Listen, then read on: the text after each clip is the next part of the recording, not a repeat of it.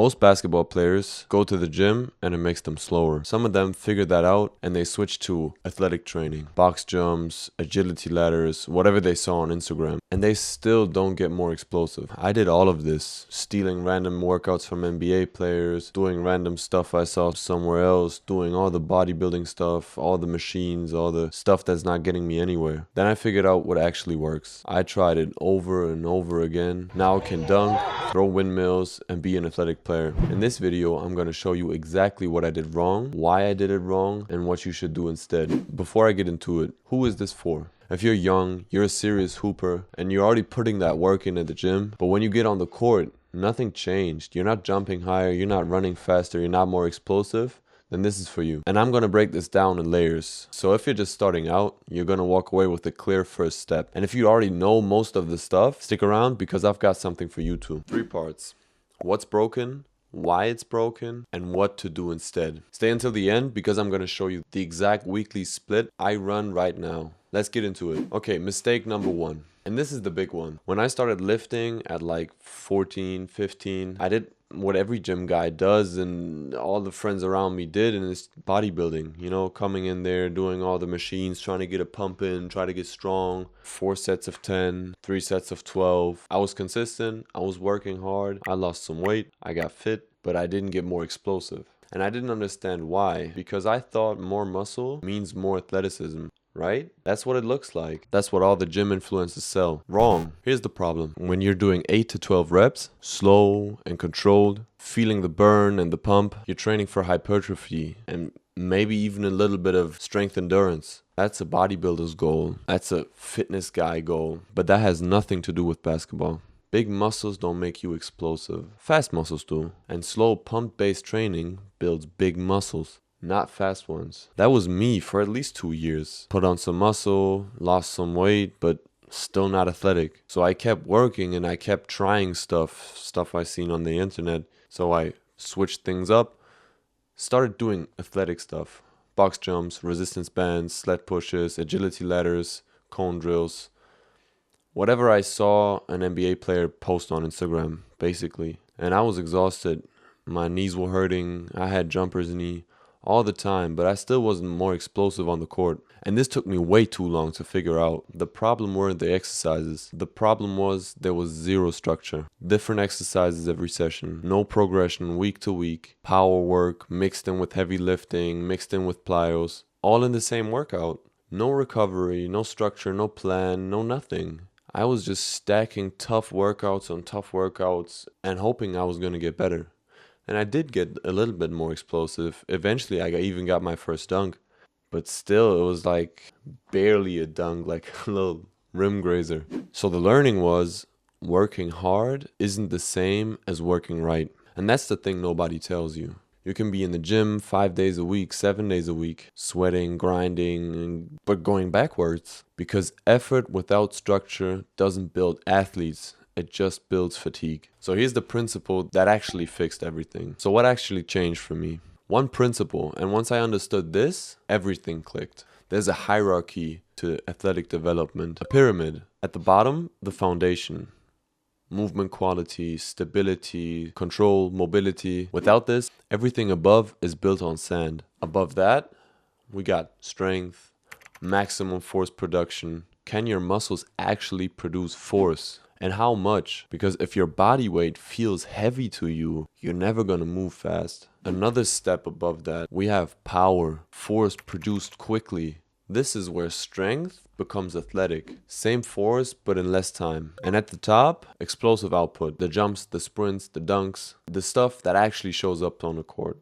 Most players try to skip straight to the top. They try to start doing all the crazy fancy plyos they saw on Instagram with no foundation, no strength, no control, no movement quality, no stability, nothing. And you're gonna get hurt, you're gonna have pain. That's what I did. And my knee pain was terrible because I didn't have the strength in my legs to actually do all that jumping, and I did too much of it. And you barely get anything from it because the pyramid doesn't go from the top down. For the beginners, try to build bottom up. Have patience.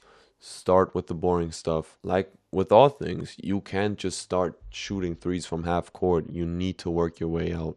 Don't start with crazy plyos. Of course, you need to set a jumping stimulus, but don't do the crazy fancy stuff. You don't have the control in your body yet. Start by controlling your own body weight and single leg movements. You can't produce power you don't have the strength to generate. Okay, so now that I'm done telling you all the things you shouldn't do, what should you actually do now? Part 3. 4 categories. Category 1, foundation work. This is the stuff nobody wants to do because it looks easy and boring. Single leg balance, hip mobility, ankle dorsiflexion, core anti-rotation. Boring, but essential. Here's why it matters. Your jump is single leg, your sprint is single leg. If your entire training is 2 feet on the ground, maybe even in the machine, you're missing 80% of how basketball actually moves. And here's how to use it. 10 minutes before every session. That's it. It doesn't have to be a whole workout every time. Just make it a non-negotiable. And when it starts feeling easy, keep it as your warm-up. I still do it to this day. Before every lift. It's like eating healthy.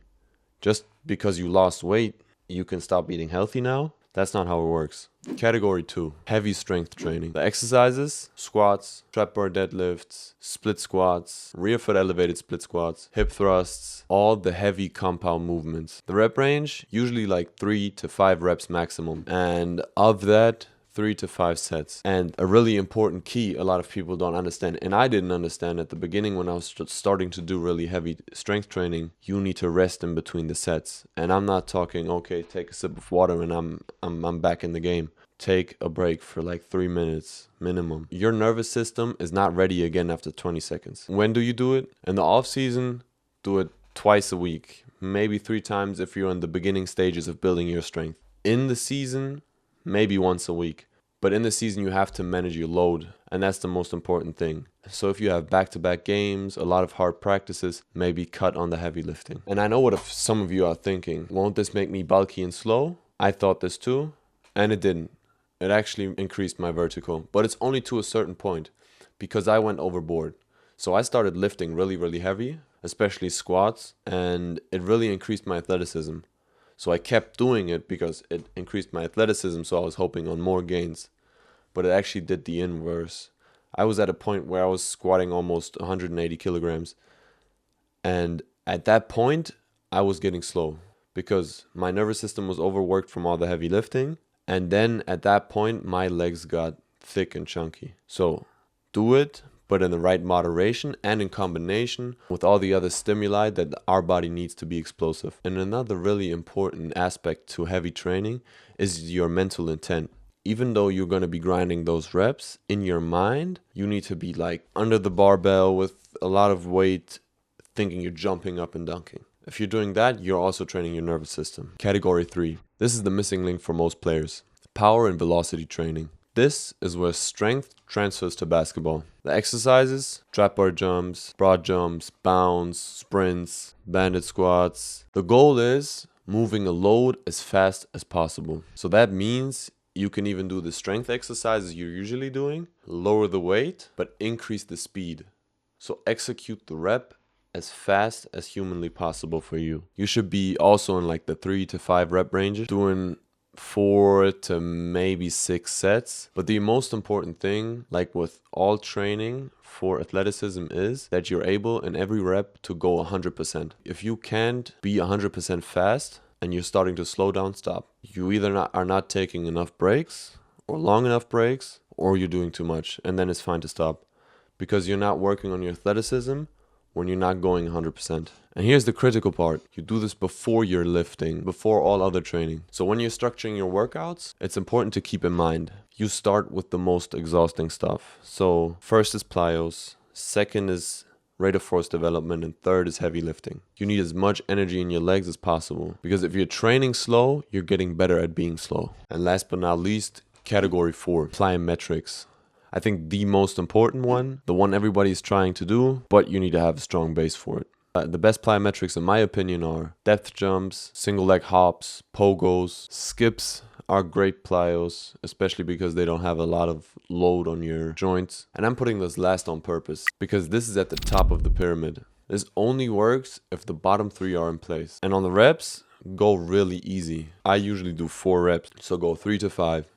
And now it's even more important. You always have to go 100% because you're not going to get more explosive if you jump half-heartedly. So the moment a rep doesn't feel explosive, stop. You're done for that set. The volume here has to be really, really low, but the intensity is at its maximum. So here goes the notion that when I was younger, I was seeing everywhere, oh, do a million jump ropes a day and you're gonna start dunking. That's conditioning. That has nothing to do with explosiveness. So here's my current weekly split. On Monday, I like to start the week off with upper body. I get in some strength and some hypertrophy because I'm trying to put on some weight for the next season. On Tuesday, it's usually heavy lifting, so I do Bulgarian split squats, trap bar deadlifts, some squats, and I throw some core in there. Wednesdays, I usually like to go explosive, so I go with plyos, depth jumps, drop jumps, bounds. I'm currently trying to working on playing lower, so jumps out of deep positions, deep hip angles, and things of that nature. Thursdays, it's either off of lifting or something light, like a light full body workout, maybe some conditioning. On Fridays, it's upper body again, this time more explosive, more athletic focus, more core, more transfer to basketball. On the weekend, I'm usually in the gym the most for basketball, so I get in individual workouts with my trainer, runs, or just shoot around. So on those days, I like to do rate of force development, so moving the weight fast. I don't like to go too hard, so I either take off of lifting or I do another full body session. So look, I'm not saying lifting is bad. I'm saying lifting without a goal, without a plan, and without structure is bad. So that's what's making most of you slower and frustrated. You're in the gym all week and you're still not getting more athletic. And I had to learn all of this through years of mistakes. Like I've been in the gym for years and working and didn't get the results I wanted, so I needed to change it. And through research and trying out different things on my body, I found out what works. Trial and error, getting it wrong a million times before I got it right. But you don't have to. So if you're looking for some structure, some programs, some exercises, feel free to hit me up on Instagram or TikTok, and I'll help you out for sure. If you've learned something this video, share it with a friend who might need it. Hit that subscribe, hit the like, and I'll see you in the next one.